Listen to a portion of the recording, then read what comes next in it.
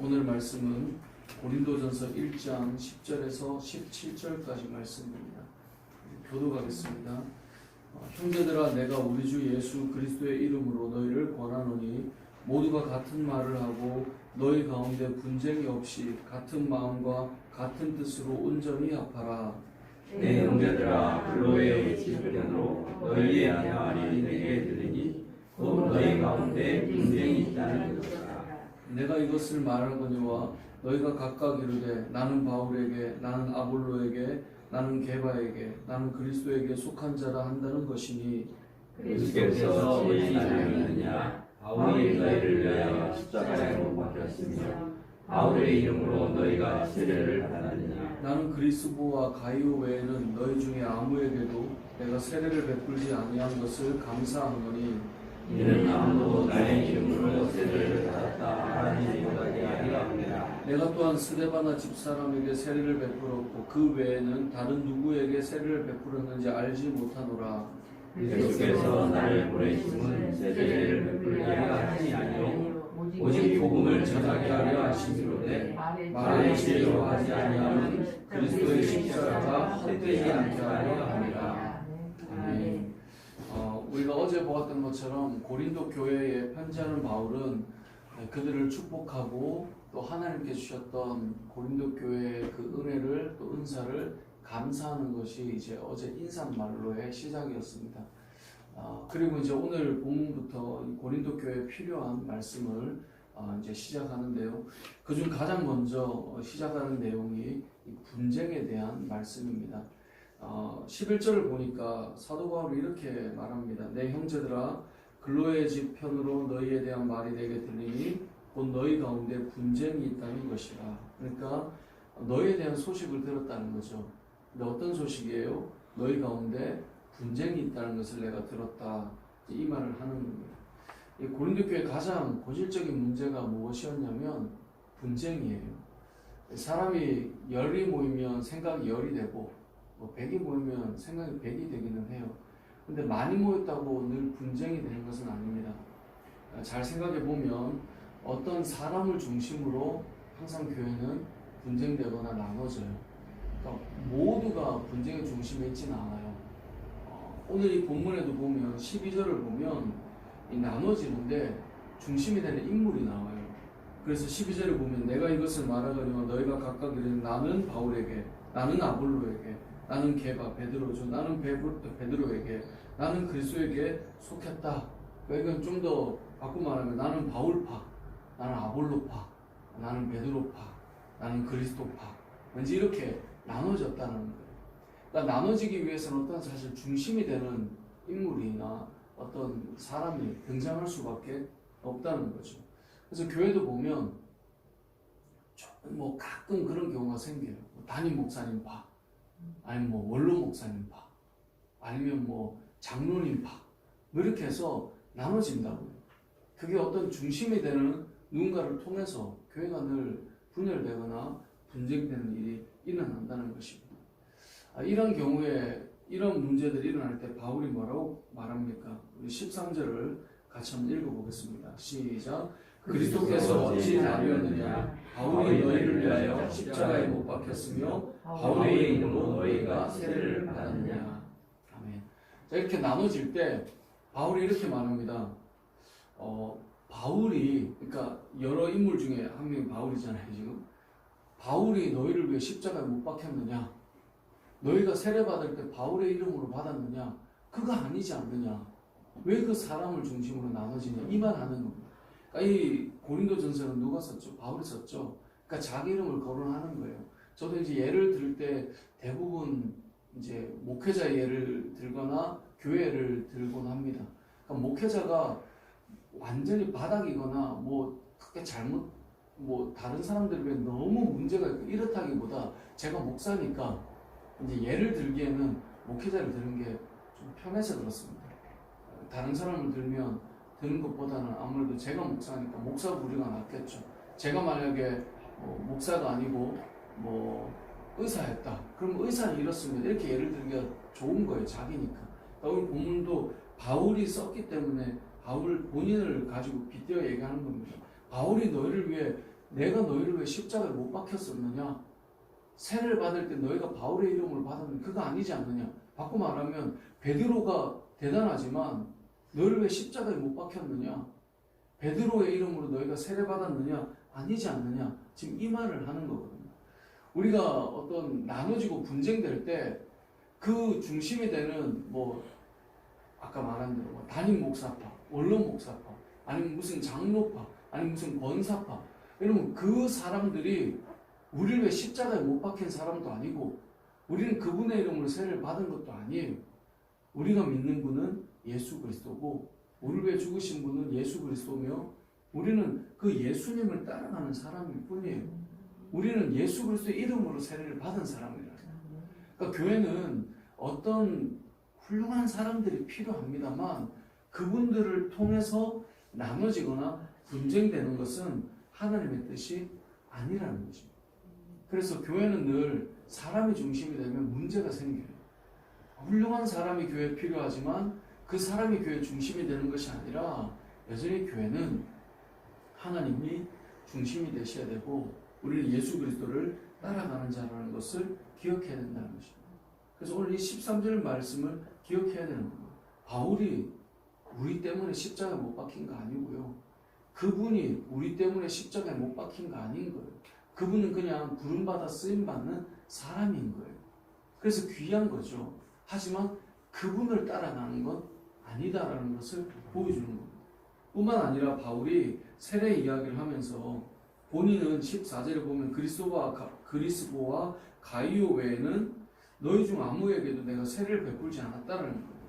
16절에 가보면 스데바나 집사람에게 세례를 베풀었지만 그 외에는 내가 누구에게 베풀었는지 자기는 관심이 없는 거예요. 왜냐하면 나는 세례를 누구한테 베풀었고 너는 내가 세례를 준 사람이고 그런 경우 종종 있거든요. 세례를 주게 되면 사역을 하다 보면 그래도 내가 세례 준 사람인데 이제 제가 이제 개척을 하고 보니까 교회에 들어오는 분도 계시지만 나가는 분도 계시잖아요. 제가 사역을 했던 교회들을 돌아보면 이제 우리 교회보다는 다 큰 교회 아니었겠습니까? 사역을 할 때 당연히 교회에 들어오는 분도 계시지만 나가는 분들도 그간 참 많으셨던 거였거든요. 근데 개척을 할 때 그 생각을 제가 잊었었던 것 같아요. 그러니까 성도가 교회를 나간다는 것을 사실 생각을 잘 못하고 있다가 이렇게 성도가 딱 나가는 순간 되게 마음이 어렵더라고요. 그래서 이제 여러 목사님들께 그런 마음들을 이야기하면서 이제 목회에 대한 고민들 이런 얘기를 할 때 어떤 분이 그런 얘기를 하시더라고요. 아, 그건 아무것도 아니다. 내가 어떤 사람은 내가 그렇게 말씀을 가르치고 심지어 세례까지 주고 안수집사 안수까지 주고 장로 직분 받을 때 안수까지 줘도 나가더라. 이야기를 하시더라고요. 근데 그만큼 마음을 쏟아서 세례를 주고 직분을 주고 하는 건 본인에게 목회자에게 큰 사람이 세워지는데 큰 일이었던 거죠. 근데 이제 오늘 본 말씀을 생각해 보면 바울은 어떤 마음이었냐면 내가 그 사람 세례 줬잖아. 내가 그 사람 안수 줬잖아. 그게 자기에게 큰 게 아니라는 거예요. 그것을 영광으로 삼지 않은 거예요. 난 누구에게 줬는지 기억하지 않겠다는 겁니다. 자신은 복음을 전하기 위해 이 땅에 와서 사명을 감당하는 것. 그래서 17절에 보면 그리스도께서 나를 보내심은 세례를 베풀게 하려 하심이 아니요. 이 세례는 복음을 전하는 세례의 개념보다 내가 너에게 세례 줬어 이 개념을 말하는 거예요.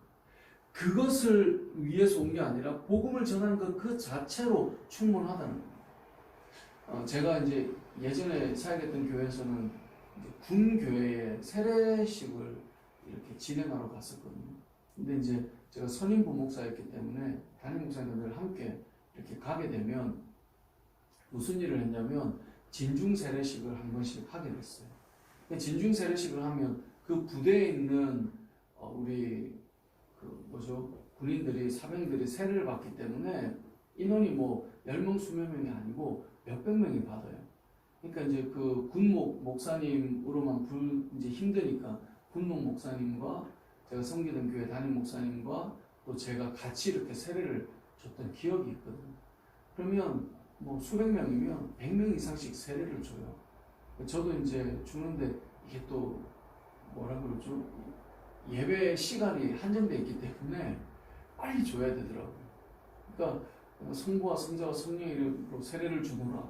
이를 다음 막 이렇게 해서 막 밀어가지고 다음 해서 누구한테 어떻게 주는지도 몰라요. 근데 군목 목사님들이 가지고 있는 나름의 명예가 뭐냐면 난 몇 명 세례 줬어. 이런 게 또 있으시더라고요. 내가 사역을 하면서 군대에서 목회하면서 내가 이 정도 세례를 줬어. 그런 말씀을 하시더라고요. 그런 게 어찌 보면 목회자나 사역자나 어떤 일을 하는 사람에게 영광일 수 있어요. 내가 교회에서 이만큼 뭘 했지. 이런 것일 수 있다는 거죠. 그런데 오늘 본문이 이 바울이 뭐라고 말하는 겁니까? 내가 어떻게 세례를 줬느냐. 그것이 자기의 영광스러움이 아니라는 거예요. 근데 이런 것이 결국 뭘로 흘러가냐면 와 훌륭한 사람인데 와 대단한 사람인데 그렇게 해서 어떤 분열과 분쟁의 그 출발점이 되는 요소가 된다는 것을 보여주는 것이 오늘 본문의 내용이라는 것입니다. 교회는 이 사단이 늘 교회에 역사하는 것이 뭐냐면 분열하고 분쟁하고 깨뜨려지도록 사단은 늘 역사해요. 그래서 이 교회는 잘 가다가도 한번 깨지기 시작하면 휘청하는 거예요. 교회는 하나로만 잘 서 있어도요. 제가 예전에 어떤 목사님이 그 말씀 하시더라고요. 사역을 자기가 본인께서 한 30년 가까이 해보니까 교회는 하나로만 잘 돼 있어도 그냥 성장한대요. 왜냐하면 교회는 늘 복음을 전하고 성도의 사랑이 있기 때문에 그것만으로 충분히 성장한대요. 근데 교회가 그러다가 덜컥 깨지는 분쟁하고 분열이 딱 되는 순간부터는 교회가 성장하기가 상당히 어렵다는 거예요.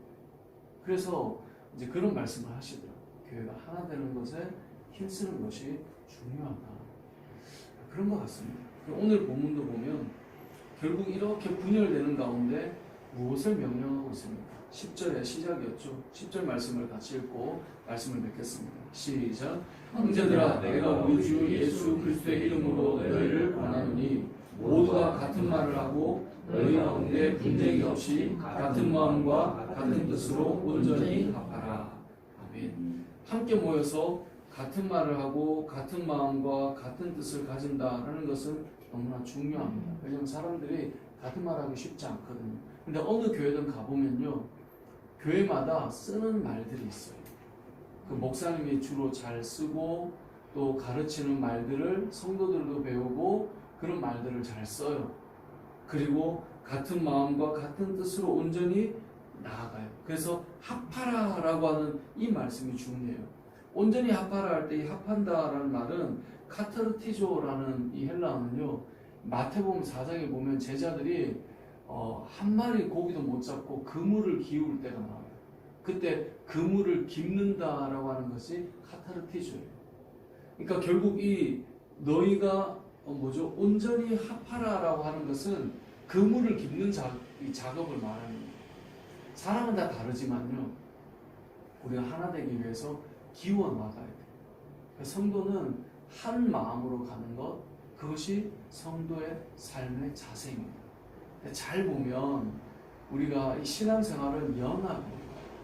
하나님과 우리가 먼저 연합하는 거고요. 또 신앙을 이루는 곳이 가정이잖아요.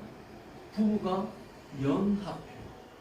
그래서 가정이 잘 세워진 사람들은 연합할 줄 알아요. 왜냐하면 남편과 아내는 서로 본질적으로 안 맞는 사람이 만난 거죠. 제가 주일날 말씀드렸지만 창세기 1장과 요한복음 1장 그리고 2장의 연결고리가 뭐라고 그랬습니까? 부부의 연합이거든요. 그 하나 되어 가는 거거든요. 그러니까 그 하나님께서 주례사로 하셨던 것이 부모를 떠난 너희가 하나가 되는 거예요. 결혼을 했는데도 너와 나는 따로야 라고 갈 때 거기서 오는 비극은 사실 되게 쿨해 보이지만 되게 커요. 그걸 잘 모르다 보니까 성경에서 말하는 가정의 아름다움을 잘 못 느끼는 거거든요. 그러니까 한 30년 살다가도 내가 왜 사는지 모르겠다. 이상한 소리를, 이상한 말씀을 왜 사셨습니까? 그렇게 흘러간다는 거예요. 근데 이 연합이 가정에 나오지만 또 하나 나오는 곳이 교회거든요. 깁는 작업이 필요합니다. 성도가 마음이 다 맞는 게 아니에요. 목회자가 여러분 마음에 다 드는 게 아니에요. 어떤 부분은 들지만 저것만 고치면 진짜 좋겠는데 라고 하는 게 남편에게도 있고 아내에게도 있고 목사에게도 있고 교회 성도에게도 있거든요. 이걸 기워 나가는 거. 그래서 분쟁되고 깨지지 않도록 해 나가는 것이 교회의 모습이어야 된다는 거죠. 우리 어제 보지는 않았지만 고린도 교회는 정말 많은 은사를 받은 교회예요. 이제 이후에 볼 거라서 어제 말씀 안 드렸지만 많은 은사를 받았기 때문에 그만큼 많이 나눠질 여지를 가진 곳이 고린도 교회였거든요. 그런데 온전히 합하라라고 하셨던 말씀처럼 저와 여러분이 여러분 가정에서 잘 합하는, 이미 우리는 다 잘 살고 계십니까? 잘 합하는 것이 그 정말 복이에요. 그렇게 나아갈 뿐만 아니라 그 모습처럼 교회에서도 잘 기워나가는 그런 모습을 가지셔서 나는 누구 파, 나는 그래도 너가 뭐래도 목사님 편이야. 안 그러셔도 되는 거예요. 나는 누가 뭐래도 그 장로님 편이지. 아니에요. 우리는 주님 편인 거예요. 그래서 주님을 따라가는 거예요. 왜 우리가 정치색이 강한 사람들도 보면 무조건 그쪽 정당 편이잖아요. 그 잘못된 거잖아요. 잘못하면 이건 좀 고쳐야지. 이래야 발전이 있는 거잖아요. 교회도 똑같아요. 우리는 누구 편? 그래도 난 무조건 오른팔. 그런 거 없어요. 우리는 다 예수님 오른팔이 돼서 다 주님의 뜻대로 나가는 거. 그래서 여러분 십자가에 못 박히신 분은, 여러분을 위해 죽으신 분은 예수님 한 분이시고요. 여러분이 세례를 받을 때도 예수님의 이름으로 받는 것임을 기억하시고 우리가 주님을 중심으로 잘 기워져 나가는 교회가 되어서 그 기워진 모습만으로도 충분히 사랑이 있고 은혜가 있어서 그것으로 하나하나 교회가 성장하고 세워져가는 은혜가 있기를 주님의 이름으로 축복합니다. 아멘.